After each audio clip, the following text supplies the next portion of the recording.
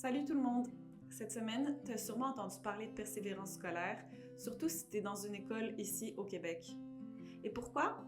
Parce que du 10 au 14 février 2025, on célèbre la 21e édition des Journées de la persévérance scolaire. Pour marquer ça, on a décidé de faire quelque chose d'un peu spécial. On a invité 4 jeunes qui sont issus de l'immigration et qui ont des parcours vraiment inspirants. Ils vont vous raconter comment ils ont navigué dans ce nouveau pays avec une nouvelle langue, une nouvelle culture, tout ça en essayant de se trouver une place. Alors, cette semaine, chaque jour, on te propose un nouvel épisode. Ce podcast, c'est pour toi, qui doute, qui stresse, qui te demande si ça vaut la peine, mais qui persévère. Merci d'être là avec nous et bienvenue au podcast La réussite, c'est plus que possible.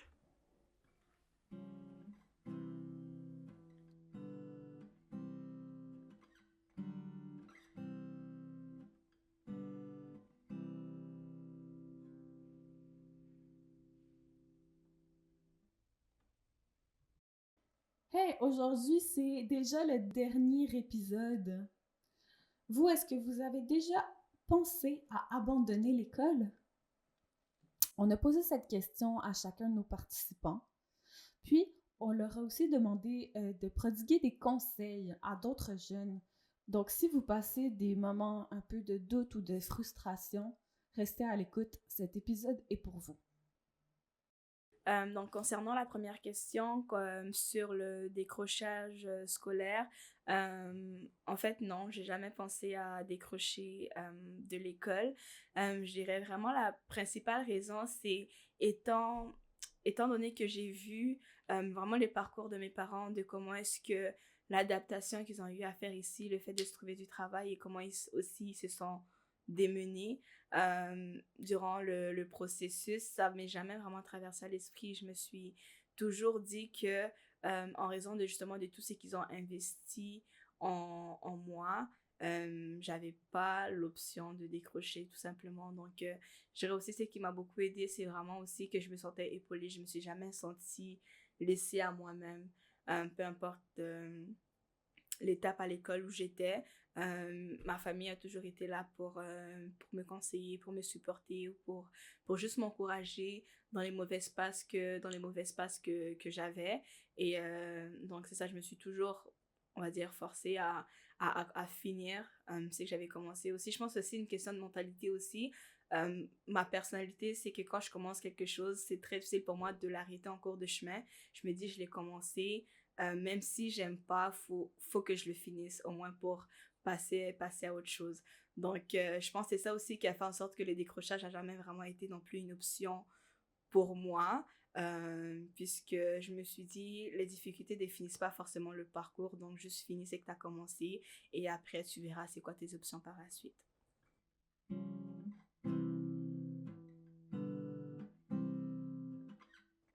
Donc, ensuite, concernant la deuxième question sur les conseils que j'ai à donner, je dirais vraiment déjà aux étudiants qui traversent des moments difficiles ou qui sont encore à l'école en ce moment, je dirais vraiment de ne pas lâcher, aussi de prendre un temps de réfléchir sur pourquoi on fait les choses. Des fois, j'ai l'impression que quand on fait les choses par obligation ou un peu de manière mécanique, c'est là un peu qu'on se perd, et je pense que c'est ça aussi qui peut ouvrir la porte au décrochage, quand on a le sentiment de se perdre un petit peu dans ce qu'on fait.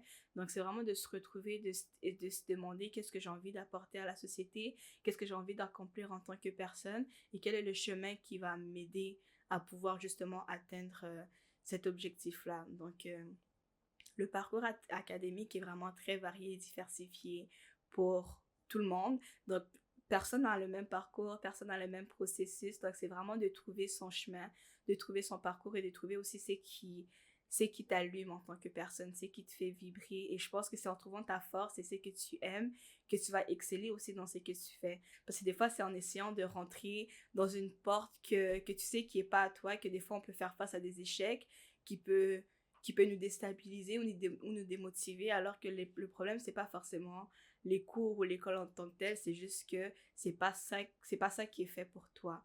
Donc, c'est vraiment de trouver quelle est ta passion là-dedans. Et je pense que c'est ça qui va vraiment beaucoup aider dans la réussite. Et pour les parents, je dirais vraiment, c'est d'accompagner les enfants à justement trouver leur voie et de vraiment mettre de côté un peu les stéréotypes qu'on a de OK, il faut que l'enfant soit médecin, il faut que l'enfant soit avocat, il faut que l'enfant soit ci, soit ça.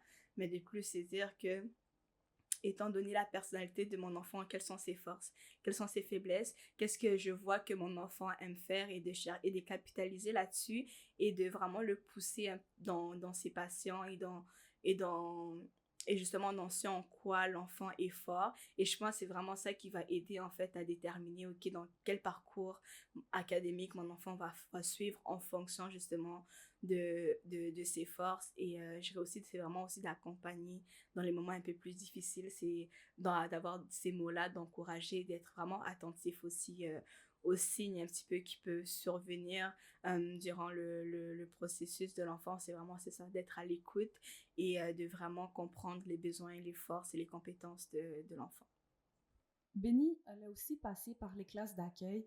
Alors, elle avait un conseil aussi un petit peu plus spécifique à tous ceux et celles qui sont dans cette situation. Oui, donc le conseil que j'ai, c'est vraiment de ne pas lâcher. Je sais que c'est pas facile, le chemin peut paraître long, mais de vraiment tenir bon, les résultats en vaut la chandelle. Donc, de continuer, de persévérer et aussi surtout de se trouver des personnes, de pas hésiter de pas être gêné à connecter avec les personnes autour de nous justement parce que je trouve qu'ensemble, on apprend plus et ensemble, on grandit davantage aussi plus rapidement.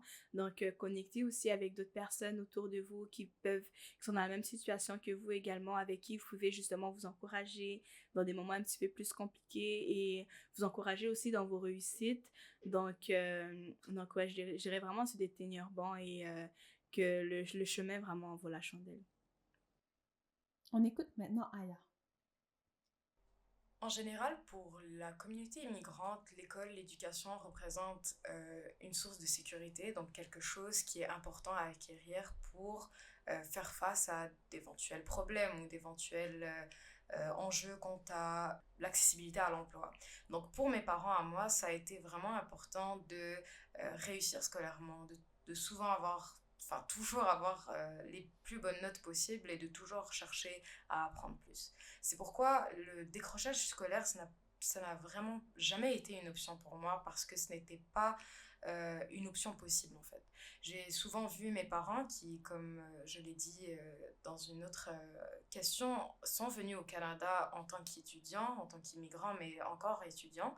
Je les ai vus étudier toute leur vie, surtout ma maman qui continuait à reprendre ses études universitaires pour avoir de meilleures opportunités pour nous. Je l'ai toujours vu baigner dans l'éducation et dans l'apprentissage et dans l'école. C'est pourquoi continuer à étudier, même si j'aimais pas ce que j'étudiais, ça a été la voie que j'ai prise. Pourquoi je dis ça? C'est parce qu'au secondaire, arrivé vers le secondaire 4, j'ai commencé à avoir plus d'intérêt pour les sciences humaines que les sciences naturelles et scientifiques que j'aimais beaucoup avant. J'ai commencé à trouver cette passion pour tout ce qui est le droit, tout ce qui est les matières beaucoup plus de communication, de contact humain. Et ça a fait que j'ai pensé parfois à changer de programme. Ne pas décrocher, mais changer de programme.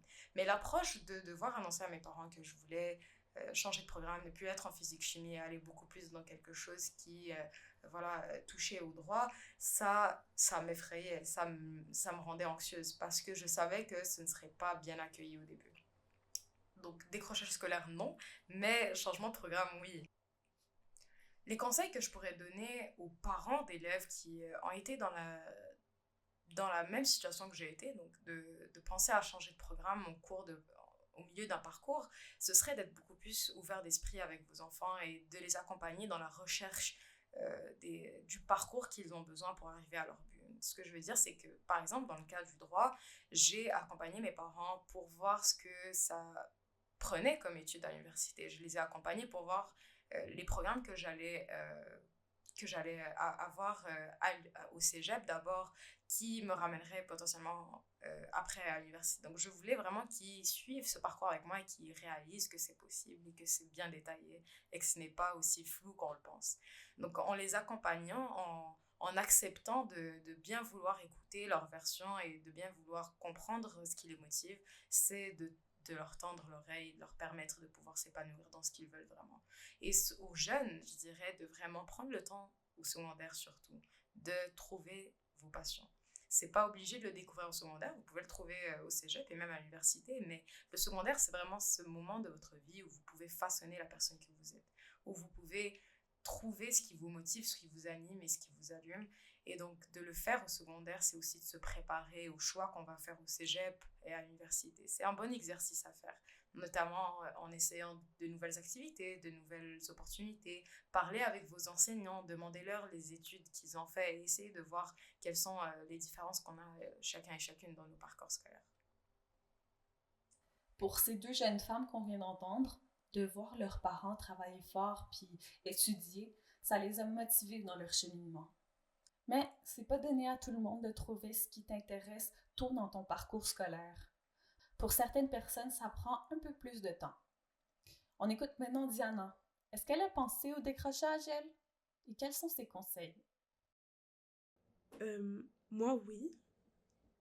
J'étais consciente que mes parents ont mis beaucoup d'efforts en arrivant ici, de travailler, les études. Je les voyais étudier, travailler, aller chercher les ressources nécessaires. Puis au Pérou, les deux étaient académiques, donc les deux ont terminé leurs études. Mais je voulais pas nécessairement décrocher l'éducation, mais je voulais plus avoir comme les cours traditionnels, l'école traditionnelle. Je voulais soit aller juste en or ou soit changer complètement. On avait la blague de quand les cours devenaient un peu trop difficiles, de comme « Ah, je vais être danseuse » ou comme... C'était une blague qu'on faisait souvent, puis des fois, j'y pensais, j'étais genre « Ah, ça me tente plus d'étudier, je veux pas aller aux études supérieures. » Mais je savais que j'étais obligée de le faire. Je savais que j'allais éventuellement être obligée de continuer. Ensuite, quand je suis allée, il y a la COVID qui m'a aidée à justement graduer parce que mes résultats scolaires, juste avant, ils descendaient très rapidement. Comme je devenais... Mais comme juste avant, comme un mois avant, je voyais que comme toutes mes notes j'allais couler bientôt. Puis le fait que le gouvernement a fait que beaucoup d'élèves ont passé, ben moi j'ai comme lâché ça. J'étais comme ok, je passe et c'est bon, je suis acceptée au cégep, même si je passe pas, mais je passe en parenthèses.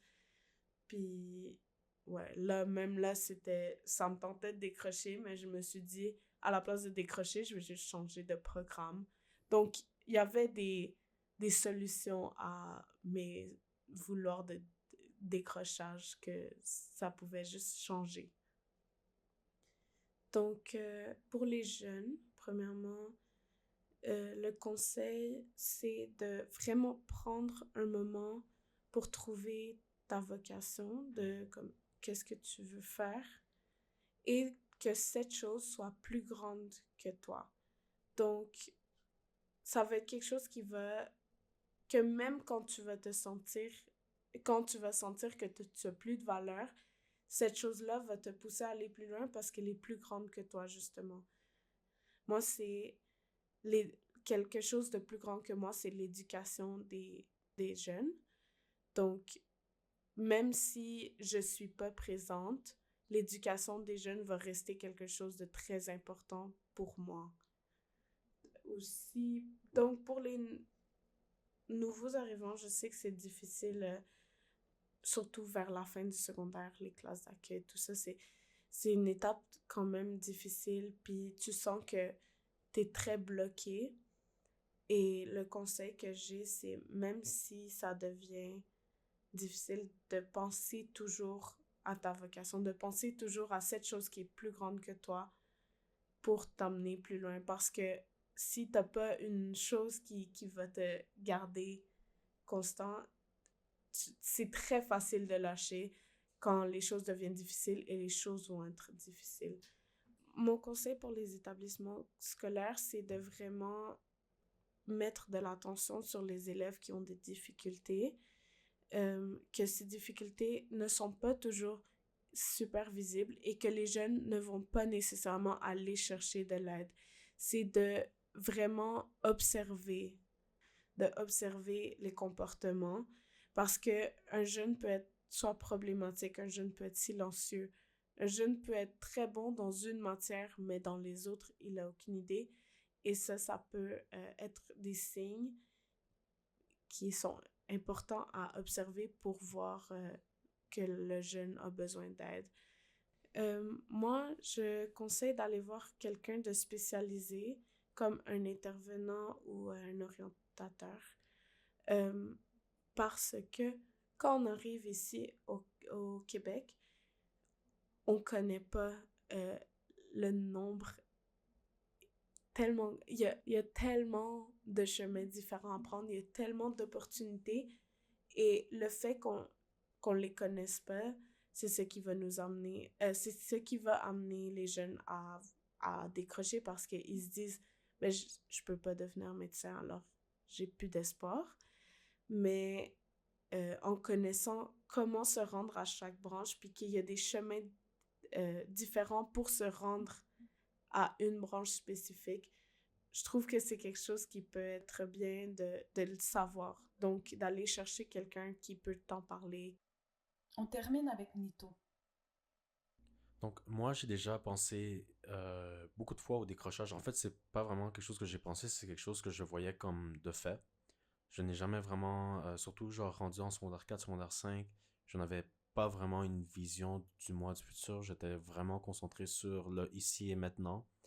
Donc, c'est vrai que d'un côté, c'est bien de toujours être, d'être vivant dans son présent, d'apprécier le présent, mais en même temps, quand on est jeune, je trouve que pour moi, ça m'a en fait justement limité en ce qui concerne ma vision du futur parce que j'en en avais juste pas. Donc, au secondaire, rendu au secondaire, c'était le chemin dans lequel je m'en allais. J'avais pas vraiment de très bonnes notes dans aucun cours. En fait, dans un de mes cours, j'avais même zéro, littéralement zéro. Parce que je séchais beaucoup les cours, je ne participais pas aux classes, je n'étudiais pas. Et la raison de pourquoi j'ai réussi par miracle à avoir mon diplôme d'études secondaires, c'est à cause de la COVID, où est-ce que le gouvernement a laissé passer plein de personnes, incluant moi-même. Si ça n'aurait pas été pour la COVID, je n'aurais pas eu mon diplôme d'études secondaires. Et donc, c'est quelque chose que j'ai songé, même après mon secondaire, dans mes études collégiales, j'ai songé au décrochage parce que j'ai trouvé un emploi syndiqué dans un hôpital. Donc, je me suis parfois demandé si je pouvais juste pas faire cet emploi pour le reste de ma vie parce que c'est quand même un emploi qui est quand même assez bien rémunéré. Mais je, je, je me bats constamment contre cette idée justement parce que j'ai envie de me prouver que je peux me dépasser. En ce qui concerne les conseils que je pourrais donner aux jeunes nouveaux arrivants, c'est que ben, je vais surtout parler pour ceux qui arrivent ici de milieux défavorisés déjà dans leur pays d'origine où est-ce que leurs parents n'ont pas nécessairement une éducation ou que on vient, ben, les personnes qui viennent de milieux pauvres, dans la pauvreté extrême, comme moi-même, j'aimerais juste dire que c'est pas parce que on est pauvre qu'on n'a pas le droit au développement. On, on peut quand même grandir et s'instruire même en étant pauvre. Même si c'est pas nécessairement par l'école, mais que ce soit par la musique ou que ce soit par la lecture, que par des moyens dans lesquels l'éducation est transmise d'une manière qui est pas nécessairement académique, mais qui est transmise néanmoins parce que l'éducation, ça va au-delà de l'école. L'éducation, c'est quelque chose, c'est simplement la richesse de l'esprit et c'est quelque chose qu'on peut retrouver dans plein de formes d'art. Donc, si à l'école ça marche pas, se tourner vers les arts, je trouve que c'est une bonne manière de s'instruire. Puis aussi que, puis ça c'est quelque chose que je vais le dire, pas nécessairement par rapport à moi, mais c'est aussi à ce que j'ai pu observer dans mon école secondaire, où est-ce qu'il y avait beaucoup de diversité, mais en même temps la pauvreté était quand même assez élevée.